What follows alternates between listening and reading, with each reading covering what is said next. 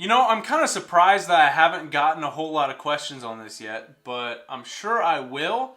And so today I'm going to go over my depth finder and all of the attachments that I use and how I power it on my kayak and my canoe. So if you guys are interested in looking at what I use in a little more detail just based on like the product itself, I'm going to leave links in the description of this video that you guys can go and click on, and you can look at it in a little bit more detail because I'm probably not going to cover all the features. I'm just going to talk about it briefly, tell you about what it does, and move on to the next piece. Let's go ahead and start with this. This is my depth finder that I use. It's a Garmin Striker 4, and it comes in at like 115 bucks, something like that. And it's a pretty basic unit, which is what I was looking for. I'm not looking for anything super fancy, especially when I'm in a kayak or a canoe. I'm really just looking for down scan, and having the waypoint map on this it's a perk.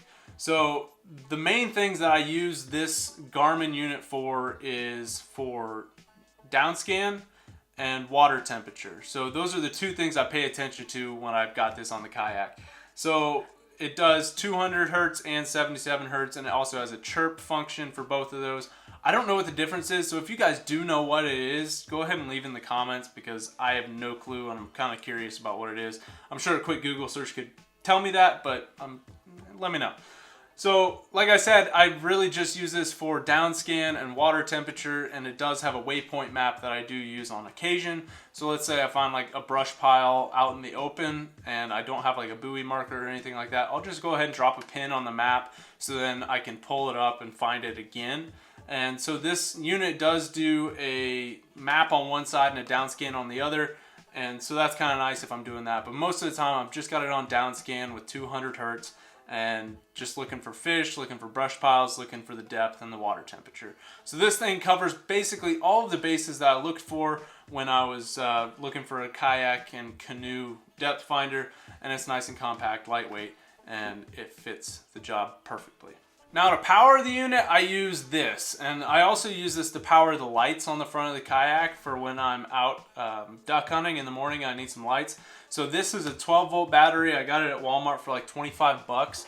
I know you can buy them on Amazon, so I'll go ahead and leave a link to it down below as well. So this is pretty inexpensive. It's not crazy heavy. It's got some weight to it, but you know, it's a battery. They're always kind of heavy.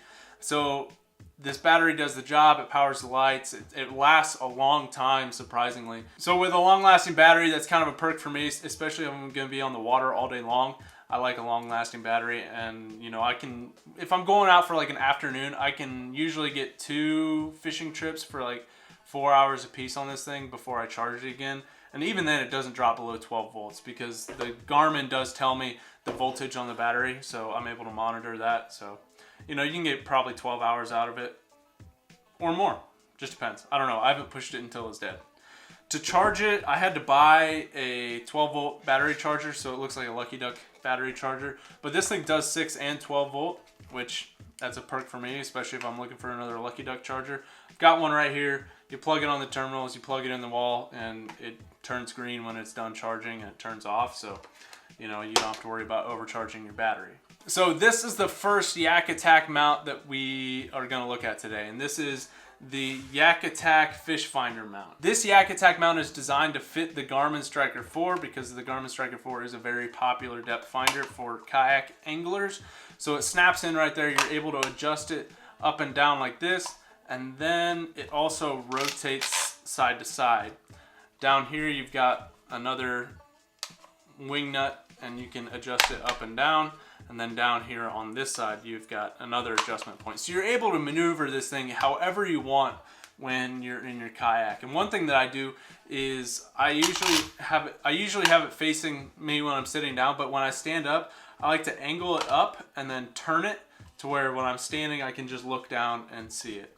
Okay, so now let's go ahead and move on to this. This is the transducer mount that I use for my depth finder, and I haven't really had any issues with it. It fits both the kayak and the canoe, which is a perk for me. I was a little bit concerned about if this would fit the canoe because the canoe is a little taller than the kayak is, so I didn't know if it was going to be long enough to fit in the water, but it does just fine.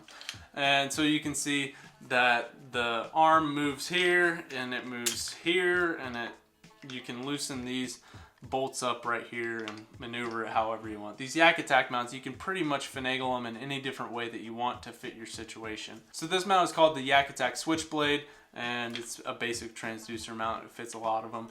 I had a little bit of trouble fitting the Garmin Striker 4 transducer on this, so I kind of had to rig up my own attachment with some washers and nuts and a bolt, and it works. It seems to work just fine. And then you run the cable up and around. I've got it tied up in this big bundle here to stay out of the way because the cable's only got to reach this far. But it does the trick just fine. I really like it. It slides in with this right here. This slides into your accessory track on your kayak or your canoe. Then you screw it down right here. And then you take the attachment arm for your Striker 4. You slide it on there. After you got to open this up. This was a confusing part for me when I first got this. I couldn't figure out how to get it on there because this button pushes in, but that's just to rotate it side to side at the base. But to get it to attach to the switchblade arm, you have to open it up like that. And then it'll slide right on right there, and then you shut it, and then it's attached. Of course, you're going to tighten it down onto your kayak and it won't be wobbly. So that's the basics of the mounts that I use. Now, it was kind of pricey. I didn't expect to spend this much money on it, but I don't regret it. I like fishing with electronics. This is my first year ever fishing with electronics, and they are pretty helpful from time to time, especially when it comes to water temperature, because in the springtime, you got to pay attention to the water temperature because that's going to determine where you're fishing. If it's in the 60s, the fish are probably going to be up shallow. If it's below 60s, you got to find them in the deeper water, and being able to mark fish in deeper water is definitely a plus. A couple more things here. I had to rig up the power cable for the Garmin, and I used these spade connectors. If it'll focus, there we go. I used these spade connectors. I got them at Walmart. They're really cheap, and then they slide right onto the terminals of the battery and clips in, doesn't come undone, and they hold up pretty well. So I like it. It's a good way to rig it up. You don't have to worry about clips coming off. You just put them on there, they lock in tight, and they don't move. And then I also keep my battery in an ammo box, and this battery powers both my lights on my kayak and my my depth finder. I don't know if I would be able to rig up both of them to it, but then again, I don't think there's ever going to be a situation where I need both, but that would be kind of cool to do. But I keep the battery in here. I should probably drill a hole here for cables to go through, so then it doesn't kink the cables or wear them out too quick. But you got to keep your battery in a box so it stays dry, it doesn't get wet. Of course, stay dry and don't get wet. It's the same thing, right? But you keep the battery in the box right there, and I just slide it into the storage compartment of the kayak in the front, or I just slide it up to the nose of the canoe, and it sits in there pretty good. A couple things I might think about doing is adding some Velcro strips or something like that on the bottom of this, so then it doesn't move around and fall over when it's inside the boat.